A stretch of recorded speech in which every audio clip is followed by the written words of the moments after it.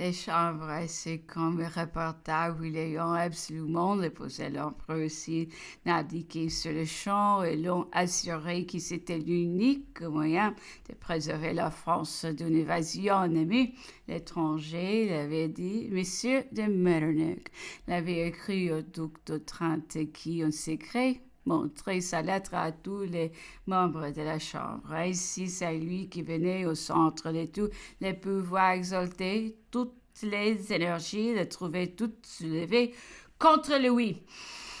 Les militaires échappés à la défaite en veillant le sort de leurs frères d'armes morts sur le champ de bataille et ne voyant plus de moyens de soutenir une lutte si disproportionnée. Les uns désespérés ont du salut de la patrie, d'autres pleines de confiance dans les promesses des souverains, s'imaginant que l'homme, une fois éloigné, la nation pourrait avoir un roi choisi par elle et non imposé par la force. D'autres, enfin, regardaient tout comme préférable au danger de se livrer à la discrétion des vainqueurs. Messieurs de la Baudoyer soutenaient cette dernière opinion avec un portement irregretté que l'empereur ne fût pas venu se présenter aux chambres encore tout couvert de la poussière des combats. Comme cela était convenu à son départ de l'armée, les séparé de la nation, s'était sacrifié l'empereur sans sauver le pays. Il déclarait que tout Français devait se rallier à l'aigle impérial, à devenir soldat et conduit encore par le génie de l'empereur, s'animer de l'antique énergie qui avait assuré le triomphe de notre révolution. Faute d'une telle résolution, et nous c'est tous les résultats d'une confiance aveugle. Les Bourbons et à leur suite les tribus, les vengeances, l'humiliation. Cependant, la Chambre des représentants, impatiente d'écarter l'homme qui était devenu désormais à ses yeux le seul obstacle au bonheur de la France, pressait à grands cris l'abdication et discutait des principes des libertés, comme si l'Europe en âme se vançait, put les respecter. Quant à l'empereur seul, que pouvait-il faire? Cette fois encore, le génie fut forcé de fléchir devant l'heureux commune. Il abdiqua en faveur de son fils. Le roi Jérôme s'était conduit avec beaucoup de bravoure à Waterloo et y avait été blessé. Il arriva à Paris. M. de Flahault et tous les aides-de-camp de l'empereur envoyés pour rallier les cœurs dispersés et faire avancer les gardes nationaux vinrent rendre compte de leur mission et nous dirons qu'il restait encore beaucoup plus de troupes qu'on ne l'imaginait, mais la nouvelle de l'abdication de l'empereur avait jeté partout le découragement et un grand nombre de soldats abandonnant l'armée pu retourner dans leur foyer, tandis que le mort de tant de braves nous livrait à une affliction profonde. Les dames royalistes faisaient éclater partout les témoignages d'une joie indécente. La haine d'une dynastie, les vœux peu s'ajoutent.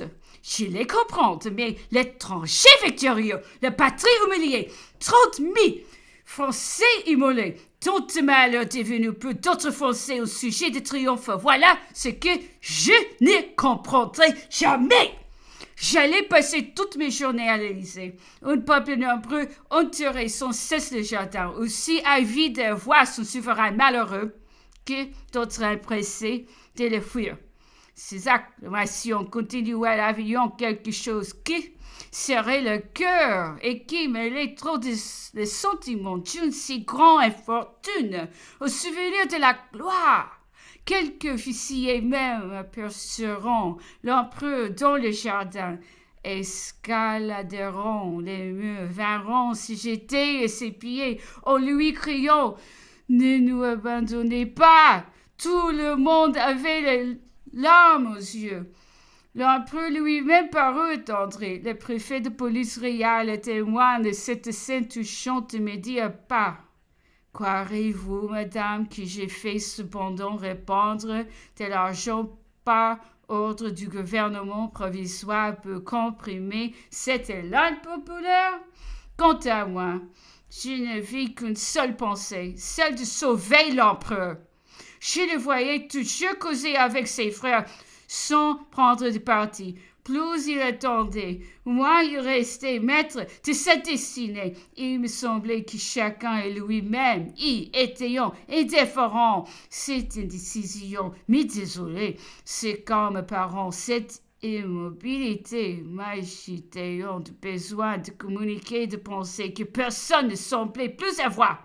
D'abord, je fis pas à Madame Mère de mes idées.